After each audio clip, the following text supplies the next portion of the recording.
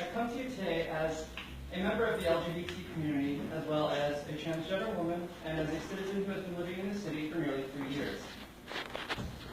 I come to you today to address the fact that many of the people in this city, like myself, are in danger. We are in danger from prejudice, bigotry, ignorance, and discrimination.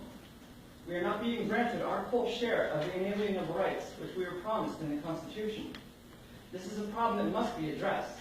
That's why we're here. I, like all of you, were raised on the tenets of fairness and equality. I was taught that all people are created equal.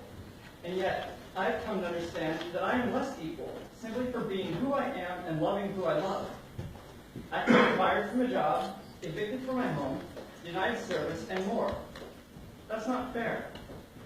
It's not fair that the law protects those who are heterosexual and living their lives as the gender they were designated at birth, when the truth is they have as little control over that as I do of being who I am and who I love.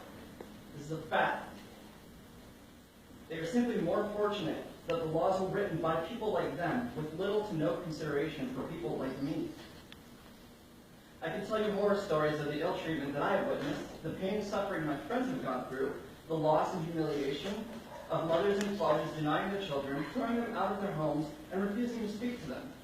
I could go on, but I won't, in the interest of brevity. What I will say is that to understand our suffering, you need to understand us, learn our history, and see what we've been through. Get to know us and see us as people before seeing us as our labels. We stand on the edge of history, and we are witnessing barriers being broken all the time. Walls are being torn down, ceilings are being broken through. We may soon have a woman for president of the United States, when only a century ago she wouldn't have even had the right to vote. We've heard a lot of rhetoric about making America great again. Well, turning back the clock won't do that. Taking a step forward, that is how we make this country great. This is one step on the march of progress that ensures that all people of all walks of life are given the chance to thrive and live their lives to their full potential. All you have to do is make sure that we leave this world a little better than we found it. That kind of progress starts right here, in our own backyard.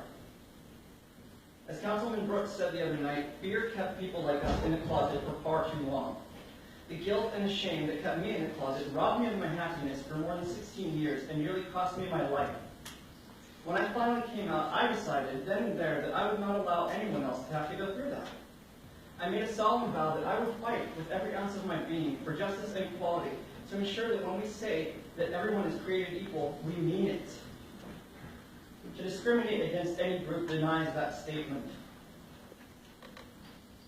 In my time as an advocate, I've been on the front lines in this fight.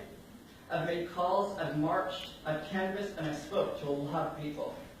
Throughout the streets of Philadelphia, Scranton, Pittsburgh, and beyond, and it hardly registered with the state. It was asked, why do we need this law when the county is working on this law? Why do we need this law when the state is working on this law? As we learned Tuesday night, that law failed. Those efforts were in vain. And the same happened throughout the state in June. Wilkes Barre needs to pass this ordinance because we don't know when or if Pennsylvania ever will.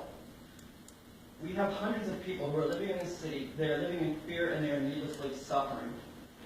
I urge council, please, vote to amend the ordinance as Councilwoman Gilbert has proposed. Equality in Wilkes Barre can be a reality. Thank you for your time.